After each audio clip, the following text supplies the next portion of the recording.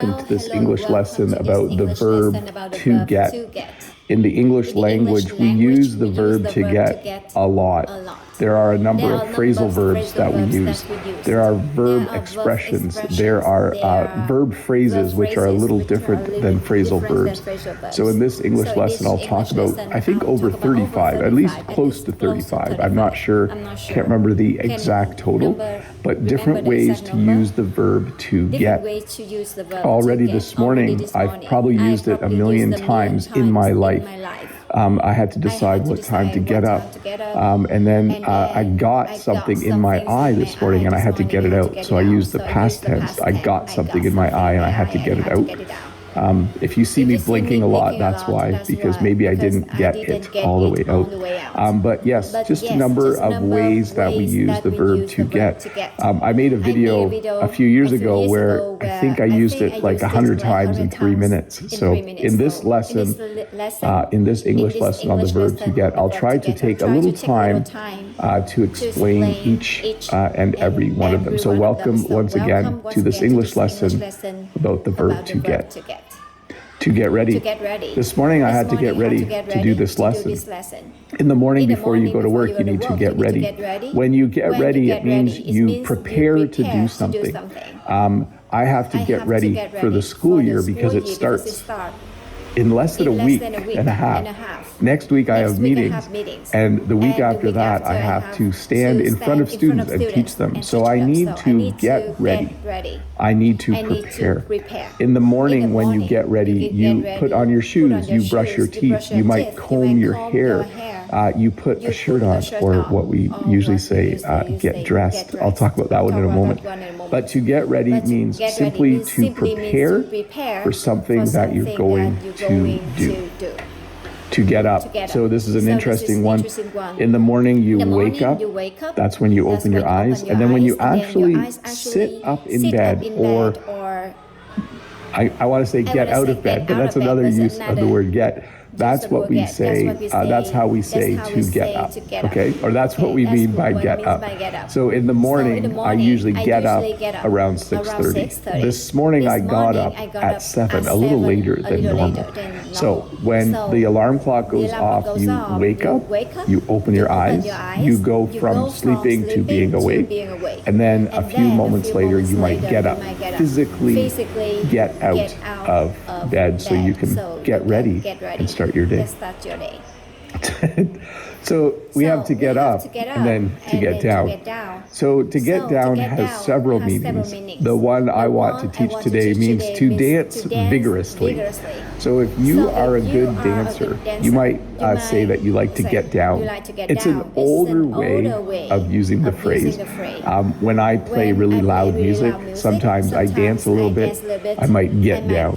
But generally, this would mean to move an object from up high to down low. When I get water in the morning, I chose the extra large cup. I need to get the cup down from the cupboard in order to fill it with water. But definitely, you can get down at a party if there is some music playing. To get it. So in this use of the verb get, we mean to understand. So a common question a teacher might ask a student is, do you get it? And basically you're saying, do you understand? So when you're explaining a concept, it might be really challenging for the student, and you might say, okay, do you get it now? Do you understand? Do you get it? Sometimes it takes a while. Maybe you're trying to understand what this use of the verb get means, and all of a sudden you will understand. You will all of a sudden get it. You will know what I am talking about. Just give me a moment here to open up my slides so I know what I'm talking about. There are a lot of lessons in this folder, so I have to scroll way down to find. Let's see, the verb get. There we go. Now I know what I'm talking about. So, to get it simply means to understand. To get dressed. So this morning, I got dressed, past tense. In the morning, you need to get dressed. When you get up in the morning, one of the first things you might do is you might have a shower or a bath, and then you might get dressed. You put your clothes on. That's another way of saying it. So this morning, I got dressed. Every morning, I need to get dressed before I go to work. Soon, I'll be wearing shirts like this more often because school will start. When I get dressed in the morning, I'll put on a nice shirt with a collar and buttons. I've mostly been putting t-shirts on when I get dressed in the morning, but soon I will start to put on nicer clothes as I need to go back to work to get a hold of. So as you can see, not all of these are phrasal verbs.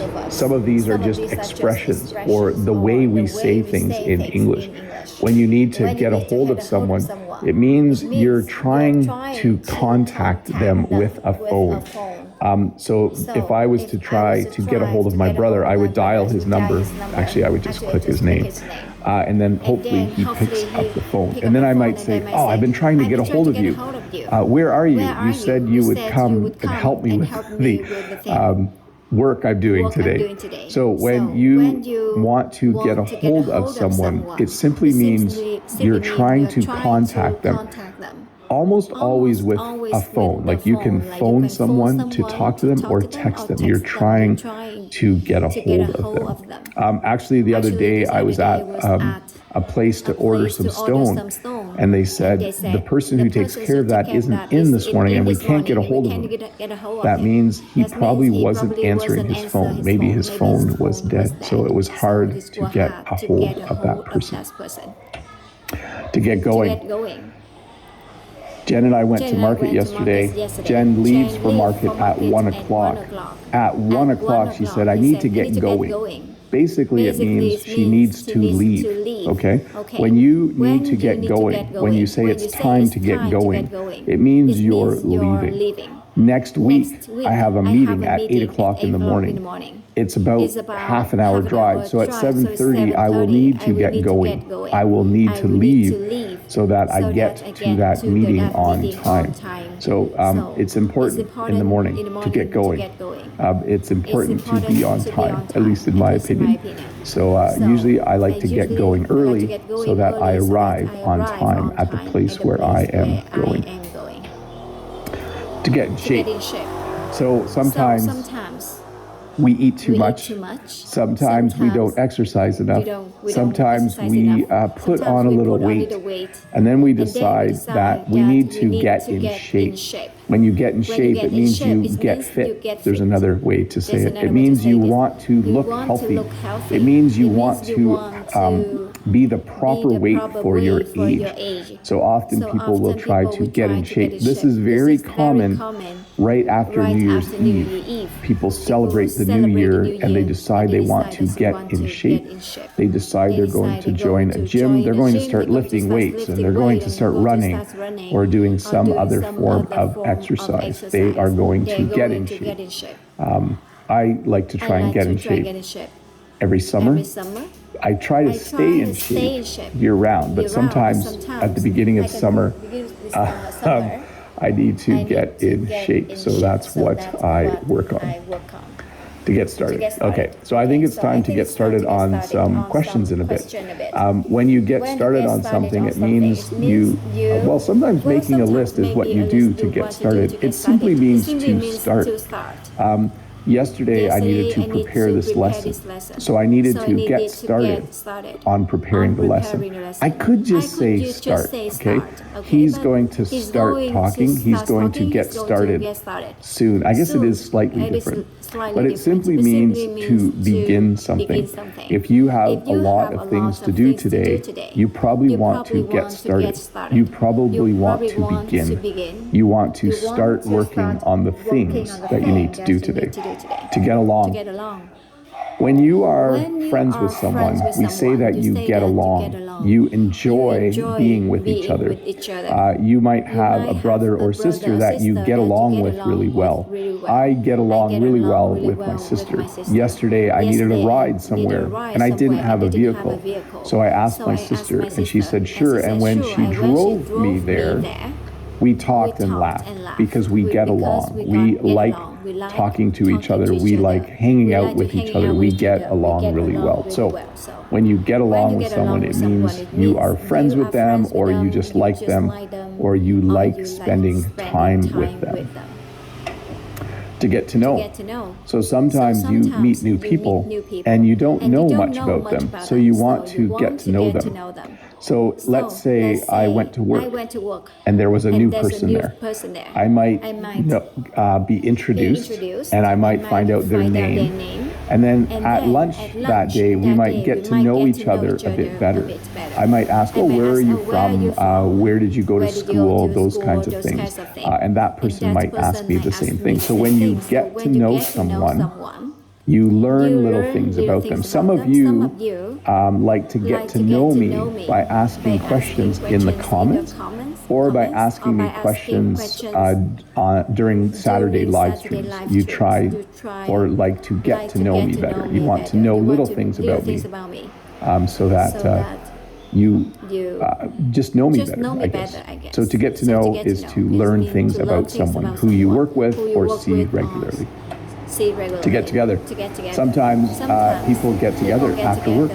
You might go to work and someone might say, hey, we're going to a restaurant. We're going to get together at 8 in order to have something to eat. Yesterday, my son went out with some friends. They were going to get together and see a music concert, I think.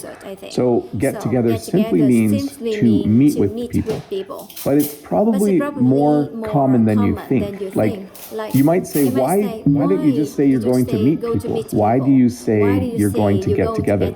It's just how we speak. It's very common. There's some flies that are getting together right now on my computer screen.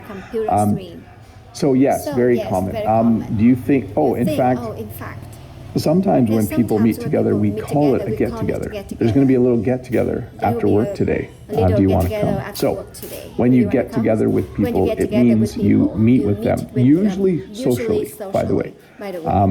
Although someone might say, hey, a few of us are going to get together at lunch. I'm going to get together at lunch. Yeah, it's usually social. Not always, but I think most of the time it's very social. It's very social. To get ahead. Everyone wants to get ahead. Everyone wants to have a little more money than they have right now. Everyone wants to be successful in life. Everyone wants to be happy. When we say someone is getting ahead or they're going to get ahead, it means they're going to earn money. It's not necessarily that they're going to be rich, but they're going to have enough money to do what they want.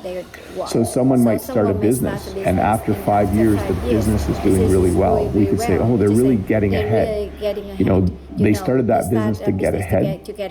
So it simply means to do well in life, usually financially. That is very common for it to mean financially, to get ahead. To get even. So this one's a little tricky to explain. Do you play pranks on other people? Like, do you do little things? Like, for instance, would you ever put a whole bunch of balloons in someone's car? Or, I don't know, I'm trying to think, like, hide their keys so they can't find them, just to be funny. Well, if someone does that to you, you might want to get even. We also say get back at them. So you might want to get even. So let's say my brother came in the night and filled my car with balloons just to be funny. Maybe it's my birthday or something. The next year, when it's his birthday, I might go to his house and fill his car with balloons to get even. Because he did something to me and now I want to do something to him. This has a more sinister meaning as well. Or I can give you a more sinister example. Sometimes when you're watching a movie or a TV show, someone will do something bad to someone else, and then they might want to get even. So someone might hurt someone in a gang, and then someone in the gang might want to get even and do something to someone in the other gang. So to get even means to get retribution. That's the other word we use to talk about that. To get rid of. So now you know why there's a garbage can or a wastebasket in the title of this video. And I think, was there one on the thumbnail? Because when you get rid of something, it means you throw it out. He does not want this egg carton anymore. He's going to put it in the garbage can. He's going to put it in the trash can. He's going to get rid of the egg carton. Whenever you have something and you throw it in the garbage or throw it in the trash, we use the phrase to get rid of. I try to get rid of stuff as quickly as possible. I don't like having all of this stuff over here, but this is kind of important. I have to do something with it. It's crazy glue, actually. This is crazy. I have to fix something with crazy glue. I'm not sure what that other stuff is there. Just some packaging, I think. Anyways, I like to get rid of stuff right away. If I get a box from Amazon and I open it, I recycle the box. I recycle the plastic. I want to get rid of it. I don't want to have it in my house. So I get rid of it. I throw it away. Throw it in the garbage. To get wind of. So when you get wind of something, it means there's a secret and you kind of, someone told you about it. So let's say my sister was planning a surprise party for me, and then my brother accidentally mentions it. I would say, oh yeah, I got wind of the party because John mentioned it. Okay? By the way, that's actually my brother's name. John the Canadian, that's his name.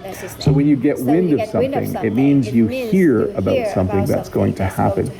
And it usually means it's a little bit of a secret, okay? So surprise party would be good. Let's say someone was buying you a gift, and then you hear that they're going to buy a gift for you, then you would say that you got wind of it in the past tense. You got wind of it, to hear about something.